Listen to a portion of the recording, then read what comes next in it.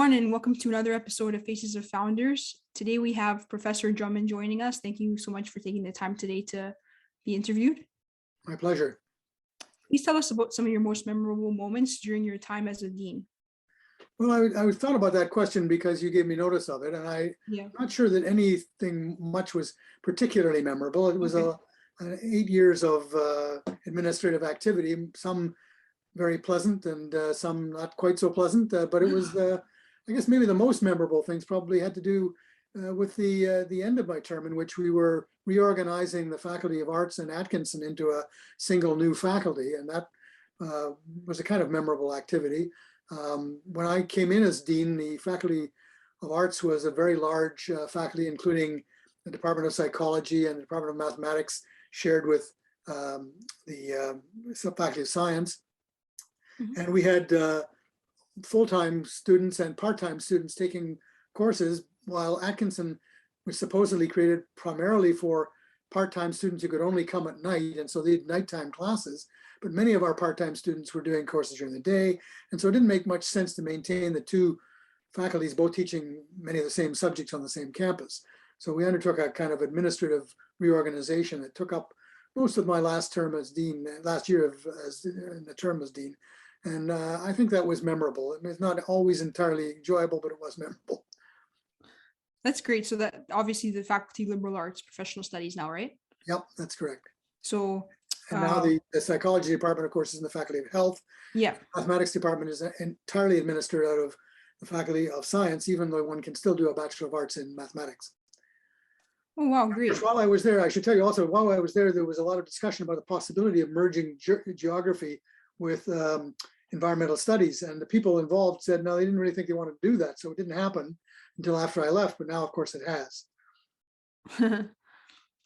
Wow, so your last term as dean was, I know the Faculty of Liberal Arts has been around 2009 was my last term as dean was 2008-9, and so so 2009-10 was when the new faculty began. I've heard about it because I've had some professors that have taught when it was known as Atkinson, but I didn't know too much about it. So is that in any relation to like the Atkinson building, or is it just like a name based off of someone? Well, the Atkinson building and the Atkinson faculty were both named for Mr. Atkinson, who was the early publisher of the Toronto Star and founded the Atkinson Foundation. The Atkinson College was located in what is now the Atkinson building. The Atkinson College faculty became part of LANPS, and the only thing remaining of the Atkinson name is the building. Oh, didn't know that you used to write for the Toronto Star. And thank you for your contributions to the faculty, because now we're all in it, and it's such a big faculty and so many students. Very good. What do you believe are the benefits and drawbacks of learning online versus learning in person? Well, I've never taught an online course myself, so what I know about it is what you know about it, yeah. But I think that others have told me about their experiences, and I think some of the advantages that may exist have to do with the capacity to organize the timing at which material is presented differently. So if you're dealing with course material that you can put up online, either in the form of lectures or reading material, you can make it available to students at a time that's more convenient for them. You can do it across different time zones. You can make connections with institutions in other countries. I have a colleague who's doing a course now that works with students at York and students in Mexico at the same time. All of that can be done online more easily than in person. On the other hand, if you're doing it as a seminar and you try to hold that online through Zoom or a related program, it's not perfect. It may work pretty well. I've had colleagues who've done it and complained that it's not ideal. They prefer to see people in person, see their body language and look at their eyes rather more closely and as they're presenting their viewpoints.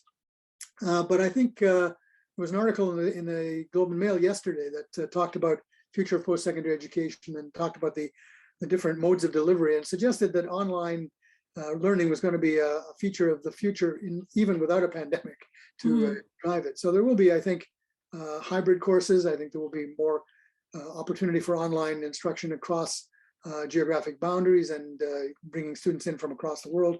And that may be a useful thing. The in-person classes I always found more pleasant, I must say, because you could actually feel you were dealing with people, seeing the whole person and not just their face or shoulders. Yeah. So, Yeah. but I'm not sure how much that was simply something we were used to, and may have to get used to something different now. Yeah. Yeah, I've heard mixed views Yeah. from professors. Some like it more in person, and then some because of the pandemic. Well, obviously everyone's, vigilant because of the pandemic, but other people, some professors, they want to go in person, they prefer if they had the choice, and then some like the online better. But also I think another great thing about having the online courses is that you can take courses, at from countries that you may not be able to actually go physically and live there, be able to afford that, or you have people to take care of, and you still have the chance to take courses from there if they're offered online. So for example, some of the universities in the United States, I'm sure they have online courses, some of the bigger well-known institutions. So that's another Well, plus as also the well. University of Phoenix that operates entirely online, and in Canada, the Athabasca University operates a lot of online courses. The real question, though, is what do the students think about it? And I guess Yeah. at the end of the day, it will function only if students are prepared to take the courses.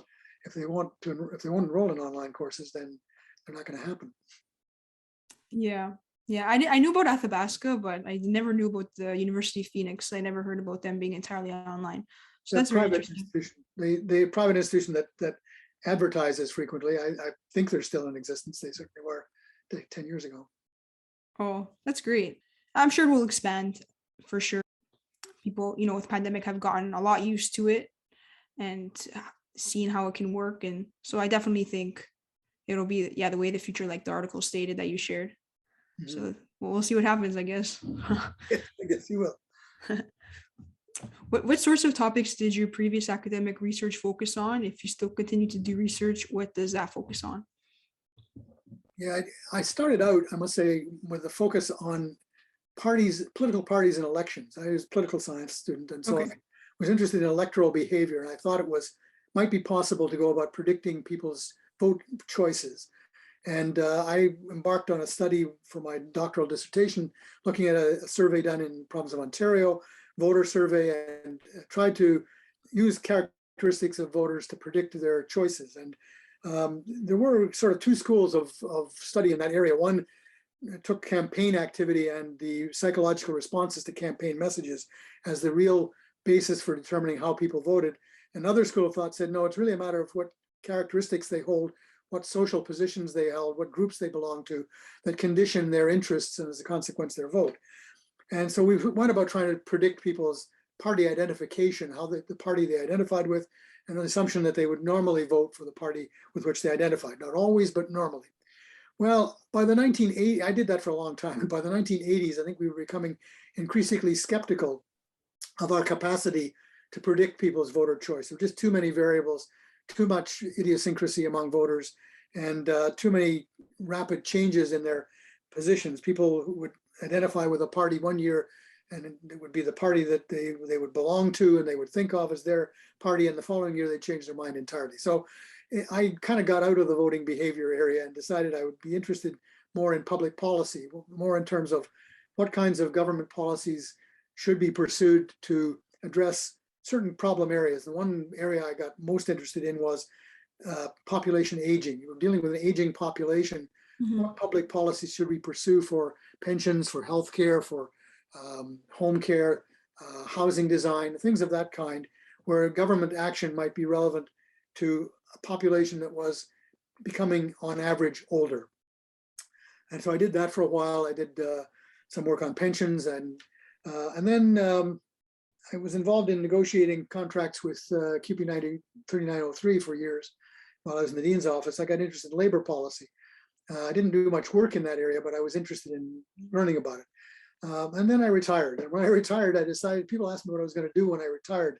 And I said, what I was going to do was as little as possible. So what I would do in terms of research was even less than I did when I was an administrator. And to be candid, I was never a particularly prolific researcher. I enjoyed teaching. I liked the classes I taught, and I enjoyed administration. I did too much of it. And so I published relatively little. And so if you asked me what my research record was like, I would have to say mediocre at best. So I'm happy not to be doing research actively now, but I'm happy to read the research my colleagues do. And I find it still very interesting. That's good in keeping in the loop. And yeah, for sure. No, I was just interested, what kinds of fields that you like to focus on while you were still working at York. But you changed it up, that a bunch of different stuff that you did. And so about the fact that you said the aging population. So I know that, we're getting closer to that, and there is a significant aging population in Canada. So is there like a specific time frame where it will get in the heat of it, like the absolute, where healthcare systems will need all the resources to help us out, sort of thing? Do you have like a year range? Well, I think the policy has to address the way in which the demographics of the population change over time.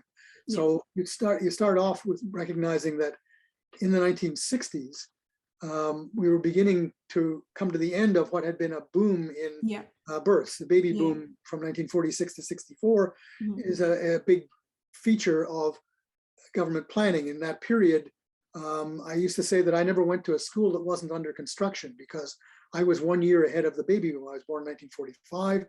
Students came in, and students were coming into school in the years following. And so all the schools I ever went to were under construction. And as that population aged and was not followed by, it was a small shadow boom. As those baby boomers had children, there was a small shadow boom. Yeah. But in the whole, the population was not as high in the later cohorts. So you watch that group of baby boomers go through the population, through the aging structure, through the aging years as a cohort. People used to describe it, it was like watching a python eating a mouse, you'd see the bulge of the mouse go through the python, when you see the bulge, the baby boom go through the population. Well, now the baby boomers are coming to retirement.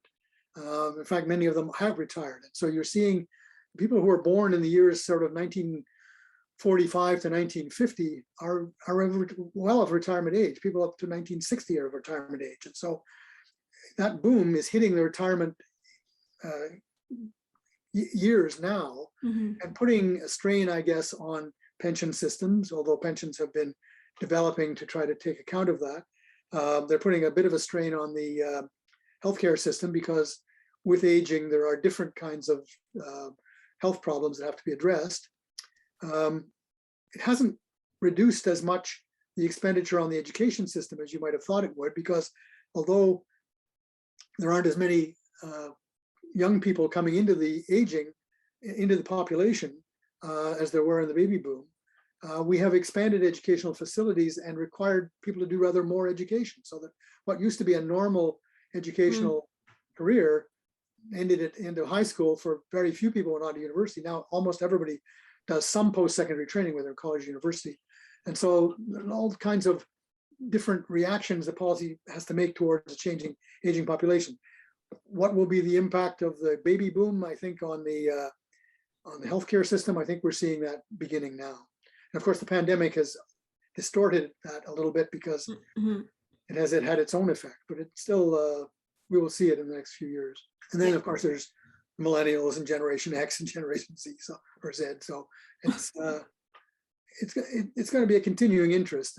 I will not live long enough to see some of it, but I will be interested in it as long as I can. The educational institutions, well, it is true, yeah, people are getting more and more into post-secondary education after high school. Very rarely do you see people with just high school education, and a lot of people that I know are getting masters too as well. So yeah, people, that makes sense for sure. So maybe more universities in the future, I don't know. Of course, then if you're interested in education policy, you have to concern yourself with whether or not we're producing people with the education needed for the coming generation. Are we giving people the kind of skills and tools they need? And how will that intersect with labor policy? If we have a declining workforce because the people of working age are declining as a proportion of the population, do we have to train more people for trades in addition to or instead of sending them into universities? So yeah, that's true as well. Yeah, lots of fun. Yeah, phenomenal. Thank you. What advice would you give to students who want to succeed, but who also want to maintain work-life school balance? Yeah, I'm not sure I'm in a good position to give that kind of advice because I went to school at a time when it was easy to go to school and pay your tuition on the basis of what you made over a summer. And I worked at a relatively low paying job in the summer and paid my tuition without any difficulty. I lived at home, didn't have a lot of expenses. So I was able to go to school, do my 5 courses a year and graduate on time. Now I think students find that increasingly difficult because costs are higher. They're spending a lot more time working and trying to earn the money to come to school. I remember having a student one time who I talked to after class because he hadn't been showing up for class much. And I said, you know, you're missing a lot of classes. Is that a problem? He said, well, I have to work. I said, oh, you have to work. He said, yeah, I have to work to earn some money. I said, you're earning money to pay for tuition. Yeah, I pay for tuition. I said, for classes you're not attending. That doesn't make a lot of sense. So I think, you know, the work-life balance, he was having difficulty with the work education balance. In terms of matching your schoolwork with other activities, it's hard. I think you really have to figure out how many hours you have to devote to your classes, and then figure out how many courses you can actually take, given the number of other things you need to do. I mean, one of the concerns I have is that most people who are your age are looking at their education and saying, gosh, it's taking a long time and I really don't have a lot of time. When you're my age, you look back and you say, gosh, you've got all of the time in the world. So, you know, take your time at it and don't worry about how quickly you finish, but make sure you're enjoying it and that you're doing the things you want to do in addition. Great. Yeah, it's different for everyone. It People, is. whether they can handle, 5 courses, 4 courses, 3 courses. It depends. And We also yeah. used to concern ourselves that students were coming to class and doing their courses and not doing anything else at the university because they had so many other things they needed to do. Now that may work for some people, they may enjoy themselves and have a good time, but I think that for those of us who spent our lives at the university and stayed on there, it was a sense, we had a sense that being in by car and out by 4 was not a good way to study, that you really were missing out on things. And so I think that would be one piece of advice I would give people: do as much other things at the university that to take advantage of other connections and other learning experiences in addition to your classes, because it's a time of life you have to do that, and it would be a shame to miss it. I used to say it was difficult to fit in all the lectures and other activities that I'd like to have gone to because there were just so many of them. So being selective is also something you need to work on. Yeah. Based off of what you studied and your research as a professor, what inspired you to study the subject field that you have chosen? Well, I have to confess that I came to university thinking I was going to go to law school. And at the end of my third year, I would have gone to law school at the end of the third year, but in my third year, I encountered a number of professors who suggested I might be interested in studying politics if I seemed to be doing well at it, and maybe I should continue and go to graduate school in the study of politics. And so I did. I think I was interested in politics even though I was planning to go to law school, I was still interested in party politics and political issues and policies. And so I guess that was what inspired me. I think part of it was hearing long conversations between my father and his brother about political issues. They never agreed on much. And so I thought there were really areas of interest there that I could pursue. So that was mostly what did it. Fascinating. So right when you were about to graduate, wow, that's good. So you had some role models there. Did you keep in touch with those professors like that told you that you should do graduate school? Did you keep in touch with them afterwards for some amount of time? To the extent possible, I did. Yes, one professor was working on a survey of Ontario politics that I used as the basis for my doctoral dissertation, and so I worked with him on that survey, and I knew him then. One of the professors, the one who most encouraged me to go to graduate school, actually came from Trinidad and Tobago, and he returned to Trinidad soon after I graduated, and I've lost touch with him. I don't know whether he's still around even, but he was an inspiration at the time. Oh, wow. Thank you so much for coming on today and sharing all your wisdom and your stories. More stories than wisdom, I think, but thank you very much. Thank you. Thank you very much. Bye. Bye. Bye-bye.